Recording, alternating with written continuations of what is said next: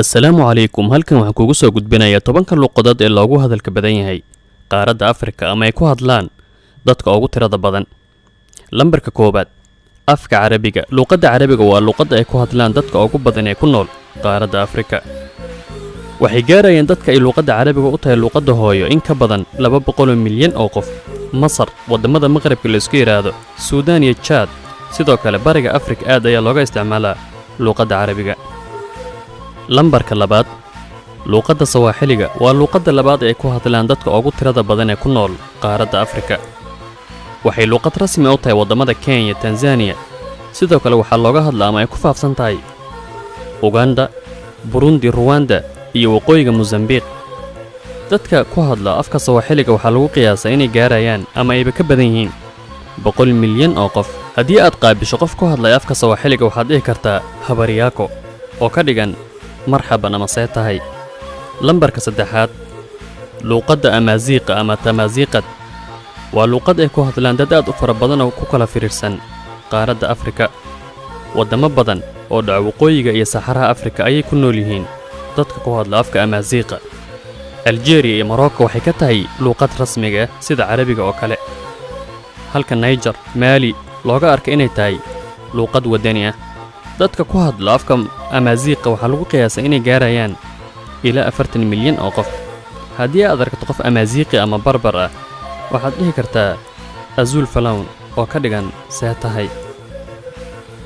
lambarka afaraad, luqadda Hawsaawiga ama luqadda qabaa'ilka Hawsa waxaa laga yaabaa inaad maqashay BBC Hawsa. waa luqad ay ku hadlaan dad aad u fara badan oo ku kala firirsan sidoo kale qaaradda Afrika. qabaa'ilka Hawsa waxay ku kala firirsan yihiin Nigeria, koonfurta Niger, Cameroon, Chad, Benin, Burkina Faso. waxay gaarayaan dadka ku hadla afka Hawsaha in ka badan sidoo kale 40 milyan oo qof. haddii aad aragtid ama aad rabto inaad la hadasho qof Hawsiya waxaad oran kartaa Sanu oo ka dhigan ma fiican tahay. nambarka shanaad, afka Oromada ama Afaa Oromo sida ay u yaqaanaan Oromada waa luqadda dadka Oromada ay ku hadlaan ee ku nool dhulka Itoobiya ama Xabasha.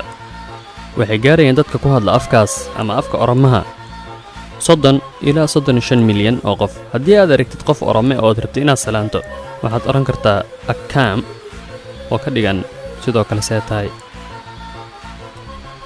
lambarka lixaad, Yoruba ama Yoruba waa mid ka mid ah luqadaha rasmiga ee ka jira waddanka Nigeria iyo weliba wadamada Benin, Togo. dadka ku hadla waxaa lagu qiyaasaa inay gaarayaan 30 milyan oo qof. haddii aad qaabishid sidoo kale qof ku hadla afkaas Yoruba waxaad dhihi kartaa Baawu. lambarka toddobaad, afka Amxaariga luqadda rasmiga ee Itoobiya ama luqadda xafiisyada maamulka ka jira Itoobiya oo isticmaalo. dadka ku hadla afka Amxaariga waxaa lagu qiyaasaa inay gaarayaan taqriiban 21 milyan. haddii aad rabto inaad salaantid ama la hadashid qof Itoobiyaan ah waxaad oran kartaa Salaama sida iyagaba oo isticmaalaan.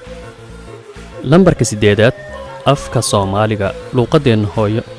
luqadda rasmiga ee waddanka Soomaaliya waa mid ka mid ah luqadaha xayiga ee ka jira qaaradda Afrika, waana luqad hodan ah oo aad wada taqaanaan qiimaha iyo qaayaha ay leedahay afka Soomaaliga.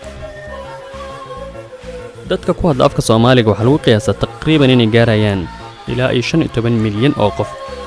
haddii aad aragtid qof Soomaali ah oo aragtid inaad salaanto waxaad dhihi kartaa Assalaamu calaykum, see tahay walaal, ma fiican tahay. nambarka sagaalaad, luqadda Igbo waa mid ka mid ah sidoo kale luqadaha Nigeria ka jira. waxaa ku hadla dad ku dhow ama gaarayo ilaa 20 milyan oo qof. sidoo kale dadka ku nool Cameroon, Equatorial Guinea ayaa ku hadla afka Igboga. haddii aad qaabishid qof ku hadlo afkaas waxaad oran kartaa Nanu yacni see tahay. nambarka tobanaad, Zulu ama Isuzulu. Zulu waa mid ka mid ah luqadaha ka jira koonfurta Afrika waxayna ka mid tahay luqadaha rasmiga ee dalkaas.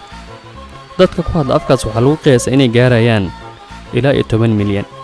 haddii aad aragtid ama aad qaabisho qof ku hadla afkaas waxaad oran kartaa Sawabunu oo ka dhigan marxaban.